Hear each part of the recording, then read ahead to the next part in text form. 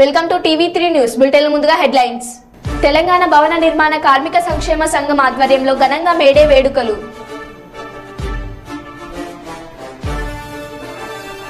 ఇంటి ఆవరణలో నీళ్లు పెట్టండి, చిన్ని జీవితాలను కాపాడండి.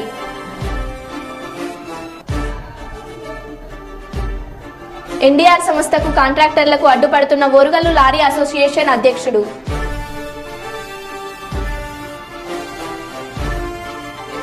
గ్రామాలలో రోడ్ షో కార్యక్రమం నిర్వహించిన టీడీపీ ఇన్ఛార్జ్ మాండ్ర శివానందరెడ్డి గిత్త జయసూర్య. ఇక ఎన్నికల శంకరావం ప్రచారం కార్యక్రమంలో భాగంగా Nandyal parliament TDP incharge Mandra Shivananda Reddy Krishnaraopeta, Tummuluru, Juturu, Anandapuram, Rudravaram గ్రామాలలో రోడ్ షో కార్యక్రమం నిర్వహించడం జరిగింది. నందికొట్కూరు నియోజకవర్గ అభ్యర్థి జయసూర్య కొనిదెల నెహ్రూ నగర్ గ్రామాల్లో రోడ్ షో కార్యక్రమం నిర్వహించి ప్రజలకు సూపర్ 6 పథకాలను వివరించడం జరిగింది. 4000 పెన్షన్ మీ ఇంటికే తెచ్చిస్తారని కూడా మీకు హామీ ఇవ్వడం జరిగింది. ఇంకా ఈ ప్రాంతంలో ఇప్పుడే మామా ఒక్క నిమిషం, ఇప్పుడే మనం ర్యాలీ చేసుకుంటూ పోతే ఒక ప్రాంతంలో నీళ్ల సరఫరా సరిగా లేదు, కుళాయి లేవని ఇబ్బంది పడుతున్నారు. మీ నాయకుడు రామకృష్ణ కూడా 60,000 లీటర్ల ట్యాంక్ ఉంది, దానికి మరమ్మతులు చేసి దాన్ని మంచిగా చేయాలన్నారు. ఆల్రెడీ మీకు తెలుసో తెలదో 2019లోనే మన లోకేష్ అన్న ప్రతి మండలానికి, ప్రతి టౌన్ కు, ప్రతి ఇంటికి కుళాయి ఏర్పాటు చేయడానికి నిధులు కేటాయించాడు. కాకపోతే ఈ ప్రభుత్వం వచ్చినాక దాన్ని మర్చిపోయింది. ఖచ్చితంగా మనకు శ్రీశైలం రిజర్వాయర్ పక్కనే ఉంది కాబట్టి ప్రతి ఒక్కరికి ఇంటికి కుళాయి ఏర్పాటు చేసి ఎవరికి కూడా కుళాయి మీద ఏమాత్రము ఛార్జెస్ లేకుండా మీకు ఫ్రీగానే కుళాయి ఇచ్చి ఎవరికి తాగునీరు ఎద్దడి లేకుండా చేసే బాధ్యత కూడా మన తెలుగుదేశం పార్టీ తీసుకుంటుందమ్మా. తర్వాత ఇల్లు లేని వాళ్ళకు కూడా చాలా మందికి, అందరికీ మేడే శుభాకాంక్షలు. ఈరోజు నందికొట్కూరు మండలం కొనిదేల గ్రామ తెలుగుదేశం పార్టీ నాయకులు వల్లపరెడ్డి మోహన్ రెడ్డి గారికి, అలాగే మండల పార్టీ కన్వీనర్ ఓబుల్ రెడ్డి గారికి, హరీష్ రెడ్డి అన్నకు, సర్పంచ్ నవీన్కు, ఉప సర్పంచ్ భాస్కర్ రెడ్డి అన్నకు, సుబ్బారెడ్డి అన్నకు, మాజీ సర్పంచ్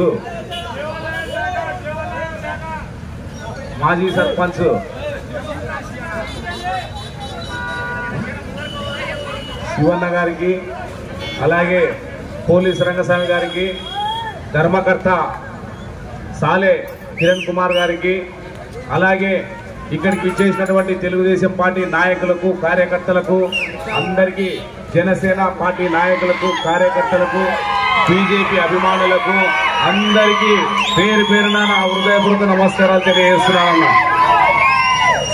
ఈరోజు తెలుగుదేశం, జనసేన, బీజేపీ ఉమ్మడి అభ్యర్థిగా నందికొట్కూరు నియోజకవర్గానికి ఎమ్మెల్యే అభ్యర్థిగా నన్ను ప్రతిపాదించి నన్ను ముందుకు తీసుకొచ్చిన మా రాజకీయ గురువు మాండ్ర శివానందరెడ్డి సార్ గారికి, అలాగే వారి అన్నగారైనటువంటి లింగారెడ్డి సార్ గారికి, వివిధ గ్రామాల మండలాల నుంచి వచ్చినటువంటి తెలుగుదేశం పార్టీ మండల కన్వీనర్లకు, నాయకులకు అందరికీ మరొకసారి పేరు పేరున హృదయపూర్వక నమస్కారాలు తెలియజేస్తున్నాను.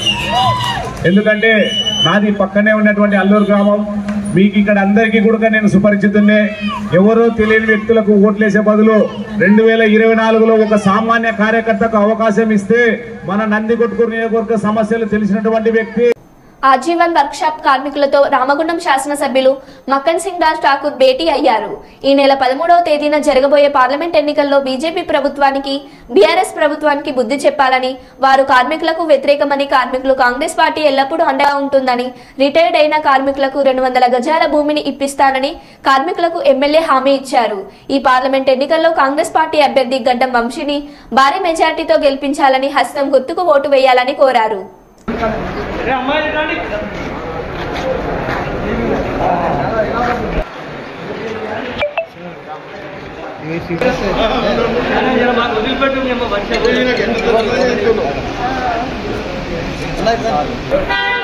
రవి గారు సార్ పడే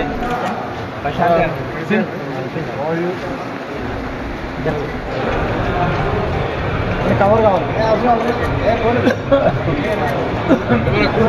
సదానందం గారు స్థానిక వర్క్షాప్ సంబంధించినటువంటి ఐఎన్టీసీ నాయకులు, సింగరేణి కార్మిక బంధువులందరికీ కూడా చేతులు జోడించి తల వంచి మీ కుటుంబ సభ్యులు, నేను కాదు మీరందరూ ఎమ్మెల్యేలు కాబట్టి మీ అందరికీ శుభాకాంక్షలు తెలుపుతున్నాను.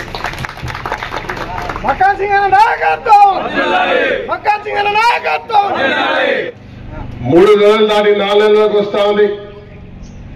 ఎన్నికలైన 2 రోజులు అందరినీ కలవడం, ప్రభుత్వ ఏర్పాటుకి సమయం, తర్వాత 15 రోజులు అసెంబ్లీ, ఆ తర్వాత దొరికిన సమయంలో 20 గంటలు పనిచేస్తూ ఈ రాష్ట్రాన్ని అప్పుల కుప్ప చేసిపోయిన గత ప్రభుత్వ పరిపాలనకు ధీటుగా మరి రామగుండంలో ఆ రోజు ఒక కార్మికుడిగా అసెంబ్లీలో పోయినప్పుడు, మీ ప్రతిరూపంలో పోయినప్పుడు ఈ ప్రాంతానికి సంబంధించిన అన్ని సమస్యలు ప్రభుత్వానికి తెలిసేలా, దేశానికి తెలిసేలా కార్యక్రమాన్ని చేపట్టిన, ప్రభుత్వానికి దగ్గరగా పోగలిగిన అని చెప్పి గర్వంగా చెప్తా ఉన్నా.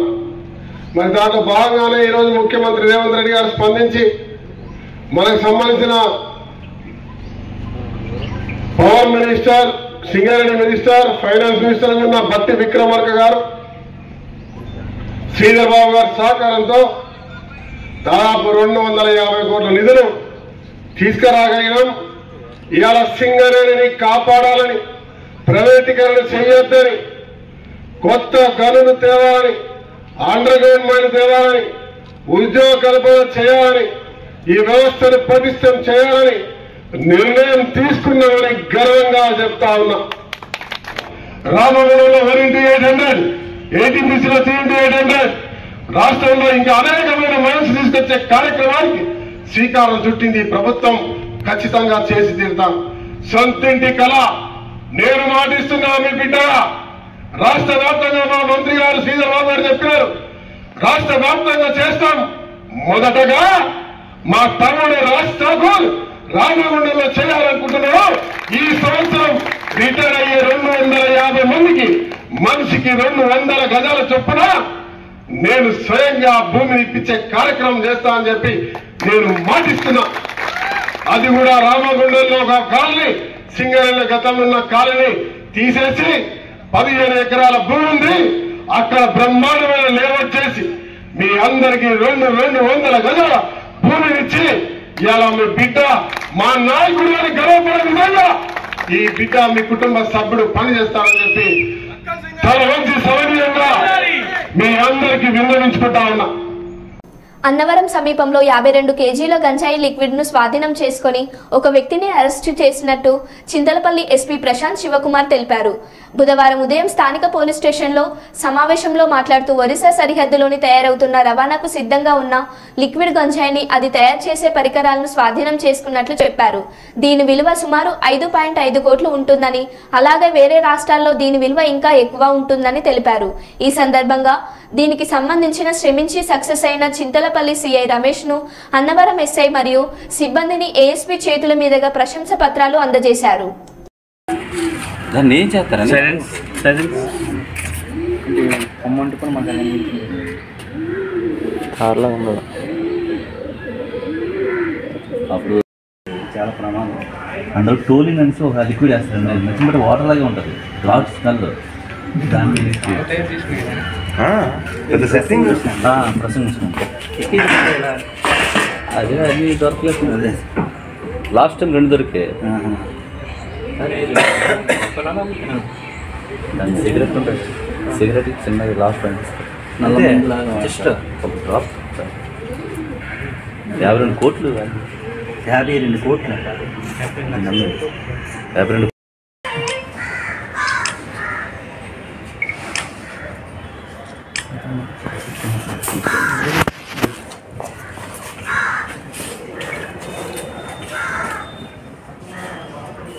దీంతో తీసేది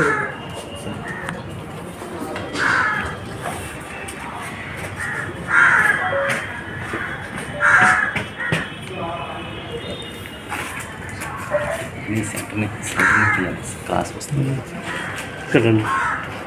పోలీస్ స్టేషన్, తర్వాత ఎన్డీపీఎస్ టాస్క్ ఫోర్స్ సిబ్బంది, అందరూ కలిపి ఒక మంచి వర్క్ చేసి ఒక ఖచ్చితమైన సమాచారం మేరకు వెహికల్ చెకింగ్ చేస్తూ ఒక వ్యక్తి మీద నిఘా పెట్టడం వల్ల ఈ ఊలంగి ప్రకాష్ అని మన అలగం గ్రామం జీమాడుగుల మండలం చెందిన ఒక వ్యక్తిని ఒక 53.84 కిలోలు ద్రవరూప గంజాయి పెద్ద ఎత్తున సీజ్ చేయడం జరిగింది.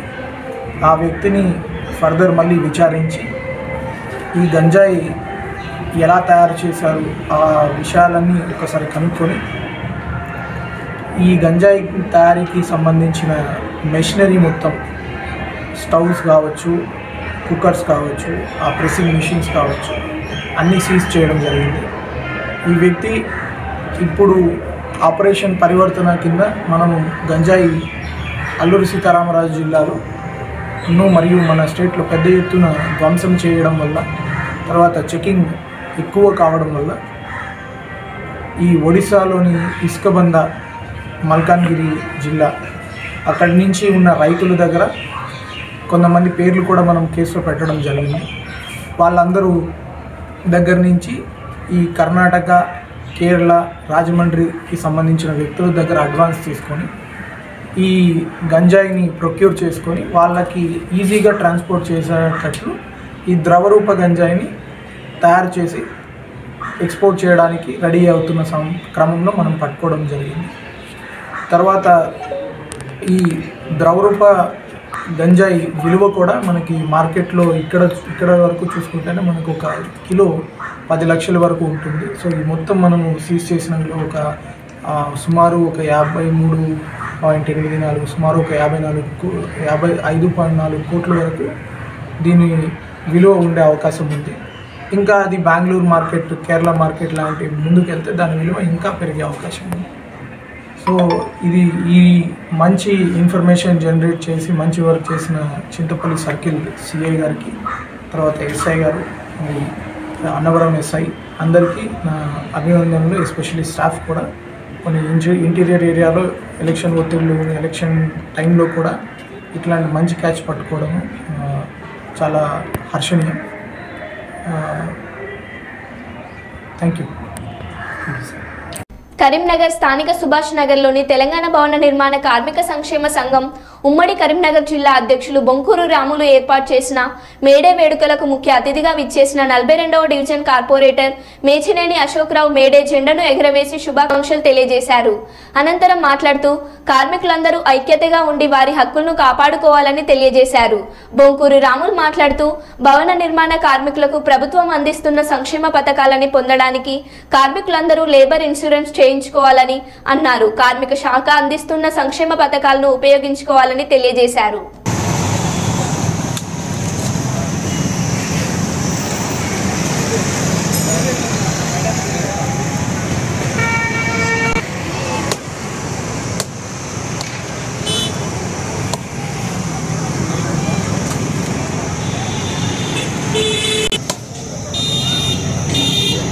అందరికీ నమస్కారములు. ఈరోజు అంతర్జాతీయ కార్మిక దినోత్సవం ఉంది. ఈ సందర్భంగా మేమందరము మా పక్షాన అన్ని కార్మికులకు హృదయపూర్వక కార్మిక దినోత్సవ శుభాకాంక్షలు తెలియజేస్తున్నాము. మిత్రులారా, మన ప్రభుత్వము ఇప్పుడు ఉన్న కాంగ్రెస్ ప్రభుత్వము కార్మికులకు వ్యతిరేకమైన ప్రభుత్వం, కేంద్రంలో కూడా వ్యతిరేకమైన ప్రభుత్వం. కార్మికులకు ఇప్పుడు పట్టించుకునే దాఖలాలు లేవు. గత ప్రభుత్వం మన కేసీఆర్ ప్రభుత్వం కార్మికులు ఎన్నో సంక్షేమ పథకాలు కానీ ఆదుకోవడం కానీ ఎన్నో విధాలుగా ఆదుకున్నది. మనం సింగరేణి కార్మికులకు కూడా చూడొచ్చు. మనము ఇక్కడ కూడా ప్రపంచ కార్మికుల దినోత్సవం మేడే సందర్భంగా తెలంగాణ భవన నిర్మాణ కార్మిక సంఘం నుంచి ఇవాళ మేడే కార్యక్రమం జరుపుకోవడం జరిగింది. దీనికి ముఖ్య అతిథులుగా మా డివిజన్ కార్పొరేటర్లు అతిథులుగా పిలుచుకుని జెండా కార్యక్రమం చేయడం జరిగినది. మాకు కార్మికుల సమస్యలు చాలా ఉన్నాయి కాబట్టి మేము ప్రభుత్వానికి కూడా నివేదిక ఇద్దామని ఇచ్చడానికి రెడీగా ఉన్నాము. మా కార్మికులకు లేబర్ కార్డులు చాలామందికి లేవు. చాలామంది కార్మికులు లేబర్ కార్డులు తీసుకున్న వారు కూడా ఇన్సూరెన్స్ అది ఛానల్ కట్టుకోలేక రిన్యూవల్ చేసుకోలేక అవి రద్దు అయిపోతున్నాయి. కాబట్టి భవన నిర్మాణ కార్మికులు అందరూ ఏ కార్మికులైనా కానీ వాళ్ళు ఈ రిన్యూవల్ చేసుకొని వాళ్లకు కావాల్సిన లబ్ధిని పొందాలని మేము ఈ మేడే సందర్భంగా తెలియజేస్తున్నాము. అయినా భవన నిర్మాణ కార్మికులకు 50 సంవత్సరాలు 60 సంవత్సరాలు రెండిన కానీ కారు రన్నింగ్లో ఉండాలని మేము ప్రభుత్వానికి తెలుపుతున్నాం. ఇలాగే ఇంకా చాలామంది కార్మికులకు లేబర్ అడ్డల మీద వాళ్ళకు అడ్డల మీద మౌలిక సదుపాయాలు లేక ఇబ్బందులకు గురవుతారు కాబట్టి లేబర్ ఆఫీసు నుండి కార్మిక దినోత్సవం మేడే సందర్భంగా మరి ప్రపంచ కార్మిక అందరూ ఐక్యంగా ఈ కార్మిక దినోత్సవం ఎంతో ఉత్సాహంగా జరుపుకుంటారు. మన దేశంలో కూడా కార్మిక సంఘం అంతా సంఘటితంగా ఉండి వారి హక్కుల కొరకు పోరాటం చేసినటువంటి మేడేను చాలా పవిత్ర దినంగా అభివర్ణించుకుంటూ మరందరూ ముందు భవిష్యత్తులో కూడా వారి వ్యక్తులు కష్ట వర్షం చేస్తేనే బ్రతికేటువంటి కార్మిక సంఘం అంతా ఐక్యంగా ఉండాలని చెప్పని కోరుకుంటూ మరి ఇప్పుడున్న ప్రభుత్వాలు కూడా మన సెంట్రల్ ఉన్న బీజేపీ ప్రభుత్వం కూడా కార్మికుల మీద అణచివేత ధోరణితో ఉన్నది. సిపిఐ సిపిఎం అటువంటి నందికొట్కూరు నియోజకవర్గంలోని కొత్తపల్లి మండలం గువ్వలగుంట్ల గ్రామం వైసీపీ యువకులు నంద్యాల పార్లమెంట్ ఇన్ఛార్జ్ మాండ్ర శివానందారెడ్డి సమక్షంలో కొత్తపల్లి మండల కన్వీనర్ నారపురెడ్డి ఆధ్వర్యంలో తెలుగుదేశం పార్టీలో చేరడం జరిగింది. ఈ కార్యక్రమంలో తెలుగు రమణ తదితరులు మరియు 20 కుటుంబాలు తెలుగుదేశం పార్టీలో చేరడం జరిగినది. ఈ కార్యక్రమంలో సురేంద్రనాథ్ రెడ్డి తదితరులు పాల్గొన్నారు.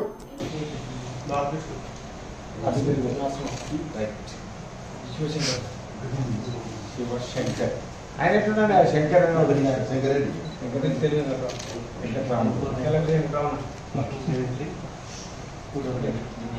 లింగేష్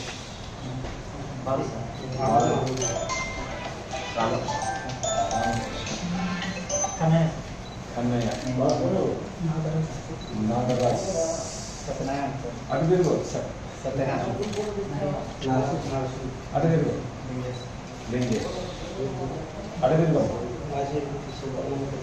అవునా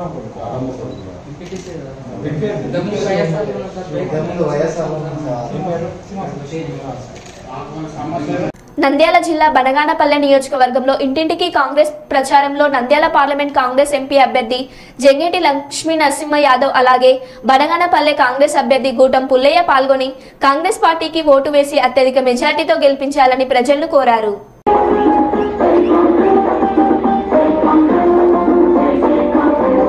దేశానికి అండరా నీతి న్యాయానికి జెండరా స్వరానికి కాడరా శాంతి పాటలు సాగరా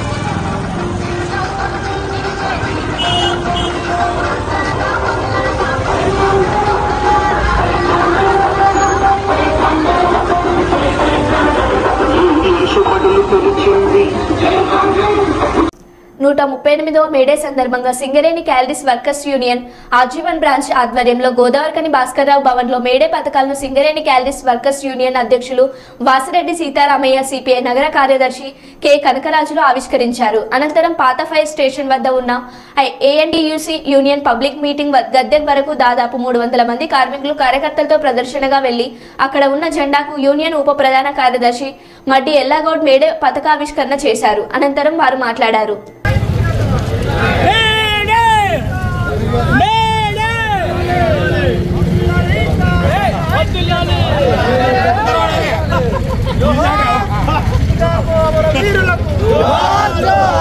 జోహార్ చికాగో అమర వీరులకు